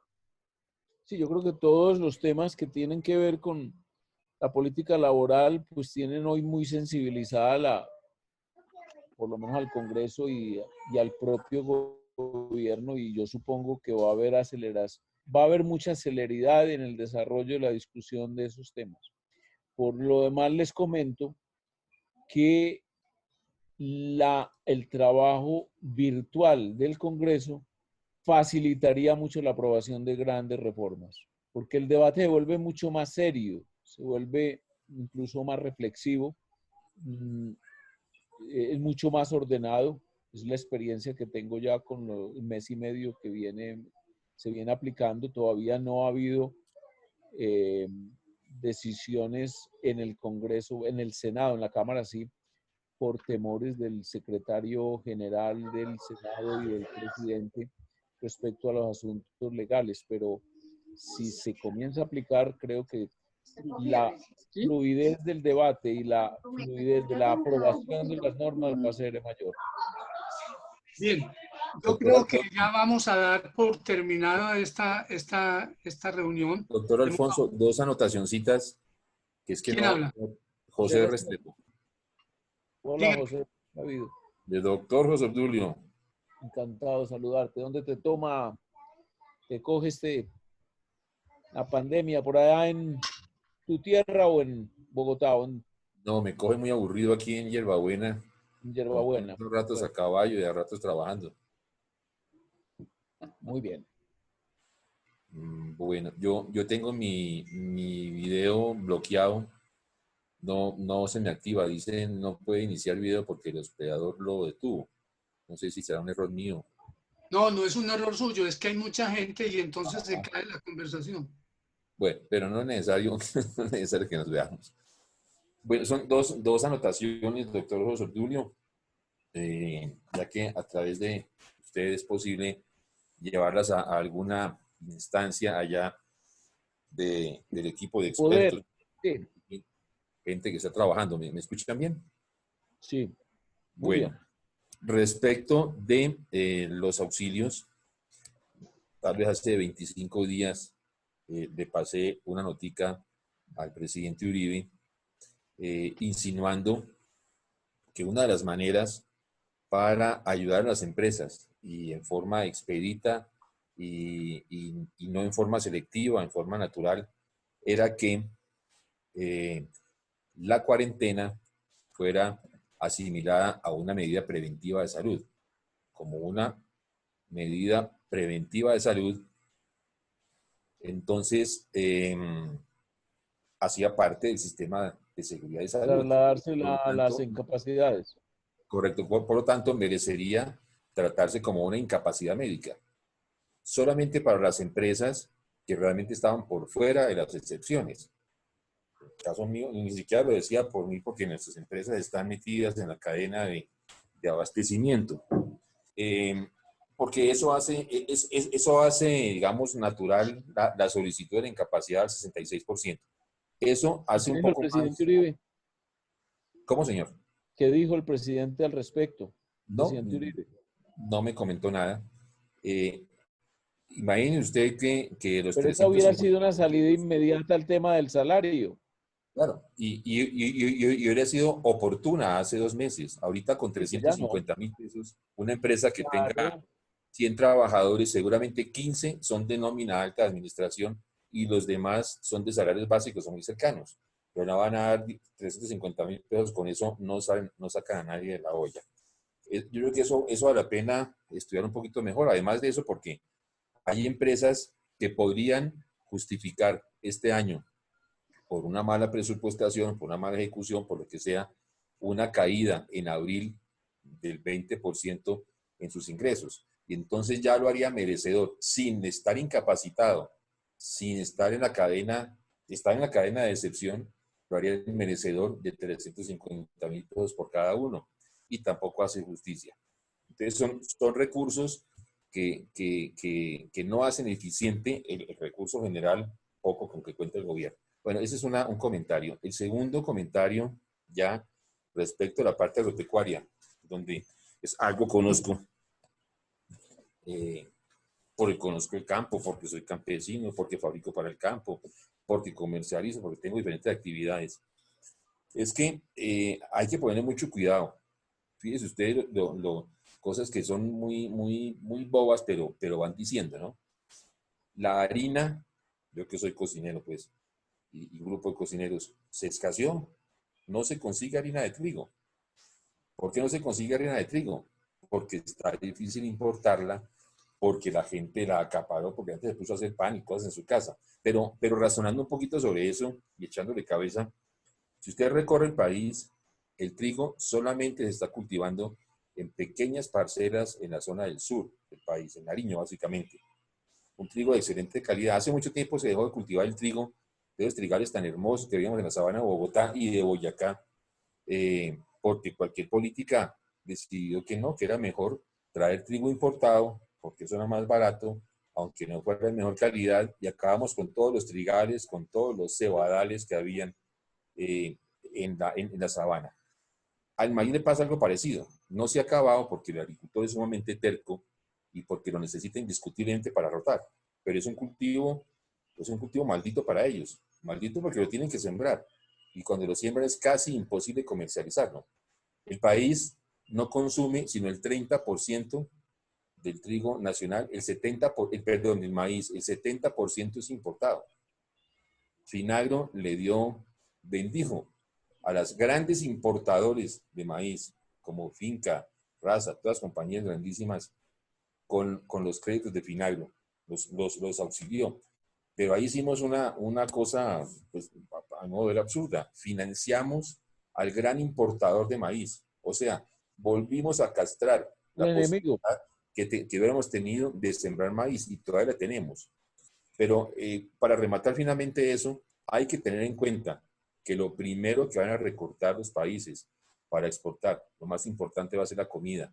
Y si nosotros dependemos en gran medida del maíz, porque del maíz se fabrican todas las cosas que comemos, el 50% que consumimos. Este país un día vamos a estar posiblemente sin maíz y sin trigo también posiblemente. Dos cultivos que pueden dinamizar la economía fuertemente, y una gran oportunidad para el presidente Duque de destacarse en algo importante que es el sector agrícola. O sea, se le están sirviendo en bandeja de plata para que haya una cosa verdaderamente relevante donde se pueda destacar este gobierno. Y el otro cultivo es el algodón, que hace tiempo lo acabamos. De cuando yo comencé a trabajar se sembraban 70.000 hectáreas en la zona de la costa donde yo iba a comercializar mis productos. Hoy posiblemente se siembran 5 o 6.000 hectáreas y 3 o 4.000 en el departamento del Tolima. Y entonces nos jactamos de consumir Cotton USA. Por Dios, somos unos excelentes productores de algodón. Otra área de la agricultura donde puede destacarse el gobierno y donde realmente puede hacer que ese eslogan, colombiano consume colombiano, se vuelva una realidad. Hay una dinámica muy importante y una gran posibilidad de volver a llevar gente de las ciudades al campo a trabajar y ganarse un salario de verdad. Y como le digo, un punto muy importante donde este presidente o este gobierno podría ser reconocido y nos daría la gran posibilidad para las próximas elecciones de tener algo bien diciente que destacar y mostrar. Entonces, creo que eso va a ser una de las grandes consecuencias de esta pandemia, el paradigma de que todo debiera ser traído de China, el paradigma de que todo era mejor comprarlo barato, el paradigma de que era necesario dejar a la libertad absoluta del mercado mundial el aprovisionamiento de asuntos alimenticios básicos como maíz y trigo. Creo que en eso, creo que la naturaleza misma de las cosas nos va a obligar a cambiar. Creo, espero no equivocarme. Ojalá no sea donde estemos aguantando hambre. Y no lleguemos a ese momento, porque ahí estoy poco libertario. Bueno, termina la última intervención en la de Sonia, y después Carlos Manuel cerrará este conversatorio. Sonia. Sonia.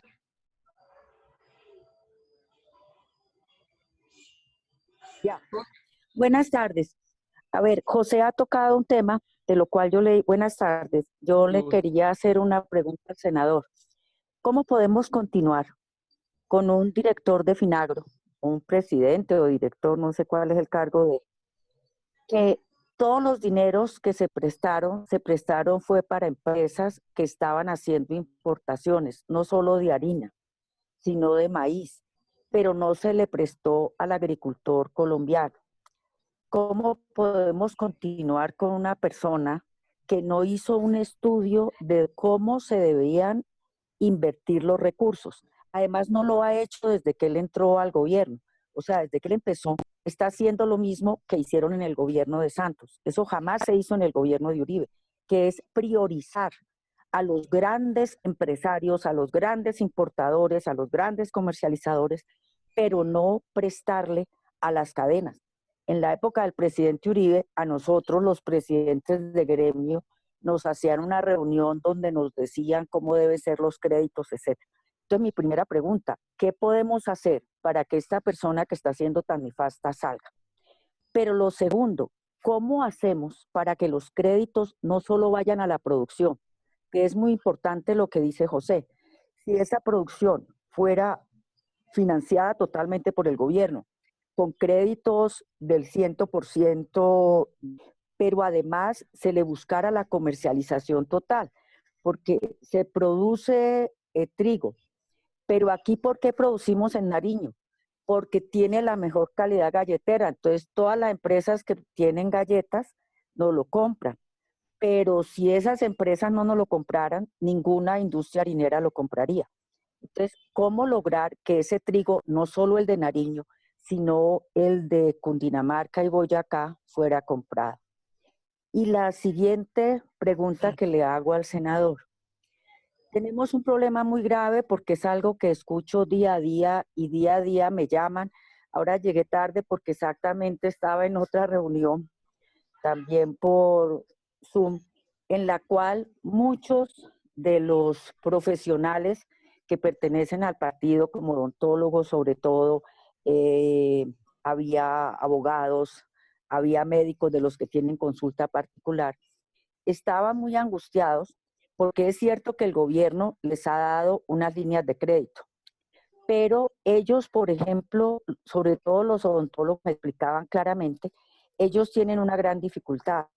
Tienen dos personas siempre que pagan, o sea que tienen dos salarios, asistente la que les ayuda ahí y la secretaria, que es la que está mirando cómo se organizan las citas, etcétera. Y uno de los problemas graves es que no les presta. Entonces yo decía, pero es que yo tenía todas las herramientas de lo que el gobierno está haciendo para defendernos, y ellos me decían, sí, pero van a los bancos, y los bancos les contestan las tres cosas más importantes. Primero, si está reportado, que casi todos, porque en 2 meses no han podido pagar el arriendo del consultorio, no han podido pagar la cuota de la casa, y tenían una cuota atrasada, entonces tienen ya 2 cuotas y lo reportan. Otros venían con reportes anteriores. Y a estas personas no les prestan porque estaban reportados, a pesar de que dicen que el gobierno ayuda el 90%. Lo segundo, el segundo punto que es bien preocupante, les dicen no les prestamos sino 10 millones. Y me explicaban, ellos casi que sus gastos, porque parte de los salarios que produce un consultorio es el salario de ellos. El salario de ellos para poder pagar la compra del apartamento, para poder pagar todo lo que ellos tienen, los gastos del colegio, etcétera. A veces es una sola persona que trabaja en la familia, son más o menos de 10 millones lo de ellos, más lo de las 2 personas que tienen son por ahí 14. Y les dicen, solo les podemos prestar por total 10 millones. ¿Qué quiere decir eso? Que no les prestan ni lo de un mes. Y muchos de ellos van a estar 3 meses o 4 meses sin poder producir. Y los bancos dicen, no les prestamos, ni siquiera el Banco Agrario. Yo a todos los había mandado al Banco Agrario y les decía, vayan al Banco Agrario, pues no sigan hablando con el Banco de Colombia, ni hablen con el Banco de Vivienda, que eran los que más me decían, vayan al Banco Agrario. Y los del Banco Agrario les contestan igual. Entonces, ¿qué orden le puede dar o qué decreto puede dar el gobierno, o lo puede dar, yo no sé si se puede, donde obligue a los bancos a cumplir con esa misión que les ha encargado el gobierno?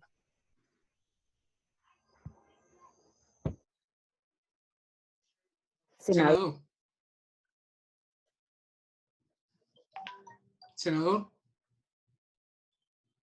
Bancaria, y fue además con el ministro de Hacienda. El ministro de Hacienda muy sorprendido, y yo lo creo sinceramente su sorpresa, porque ellos entregaron unos fondos enormes basados, por ejemplo, en el encaje y basados en el endeudamiento del gobierno, con el objeto de que hubiese préstamos amparados en un 90% por el gobierno como avalista, que prácticamente se los consumieron los banqueros, tomando ese dinero como abono obligaciones anteriores, mejor dicho, mejorando las garantías de obligaciones anteriores. Ese es un asunto que está todavía en debate y que no ha sido solucionado, pero que prácticamente en el que hemos estado, no sé si ustedes, algunos de los senadores han visto lo enérgicos que han estado, por ejemplo, el senador Fernando Araujo ha sido muy insistente y duro. El mismo presidente Uribe ha estado asombrado con la dureza nuestra y nuestro lenguaje frente a los banqueros, pensando que estábamos contra el sistema bancario en sí mismo, ¿no? Realmente es que el sistema bancario no ha captado ni se ha asumido la situación, no adhirió a la línea y al ambiente que generó el gobierno nacional con sus decisiones y prácticamente ha boicoteado esa política. Pero seguimos discutiendo, pero eso es lo que dice Sonia, simplemente es una descripción y una muy buena síntesis del diagnóstico de lo que está pasando. Por ahora no ha habido solución, a pesar de el esfuerzo enorme del gobierno, como les digo, con un endeudamiento altísimo y con una disminución del encaje bancario que terminó favoreciendo a los bancos, pero para mejorar su nivel de seguridad en el endeudamiento anterior. Bueno, esta es la última intervención. Le agradecemos al senador José Obdulio, a los embajadores y a todos los asistentes. El director de la fundación va a cerrar este chat por el día de hoy. Por favor, doctor Carlos, cierra. Muchas gracias. Ha sido, de verdad, muchísimas gracias a todos ustedes. Ha sido una excelentísima tertulia, y al igual que las que hemos sostenido hasta el día de hoy. Senador José Obdulio, como siempre, gracias, muy amable por todo el apoyo. Gracias por la invitación. Siempre, señor. Siempre muy atento a poder participar. Lamentablemente, los jueves hemos estado coincidiendo con sesiones del Congreso, pero creo que la semana entrante van a quedar hasta el miércoles. Ah, perfecto, señor. Y siempre abierto, invitarlos a todos ustedes para que nos sigan apoyando, sigamos dando este debate nacional, sigamos en estos encuentros intelectuales de verdad muy alto nivel. Siempre decimos que nosotros como fundación tenemos que rodearnos de personas superiores a nosotros, y definitivamente cada uno de ustedes es una muestra de esto. Solamente recordarles que seguimos con nuestras tertulias, vamos a continuar con temas importantes, vamos a establecer el contacto con Ansel Kaiser y con otros invitados internacionales con los que vamos a estar interactuando. La fundación está trabajando en dos cosas muy puntuales que quiero compartirles.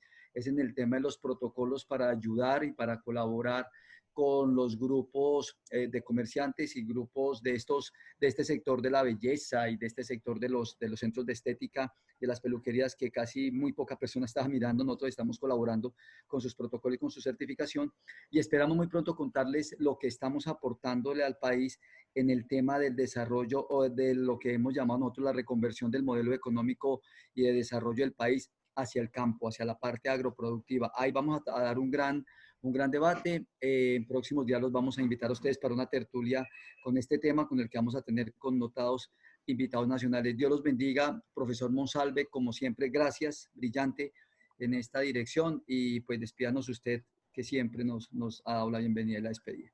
Bueno, gracias de nuevo al senador. A mí se me mochiló una pregunta sobre los aportes de los científicos al desarrollo de tecnologías para la pandemia, pero ya hablaremos de eso más adelante. Un agradecimiento profundo a usted, a los embajadores, a Fernando, a los Carlos, a todos y cada uno de los asistentes a este foro. Un abrazo y hasta siempre. Nos veremos la semana entrante. Hasta pronto.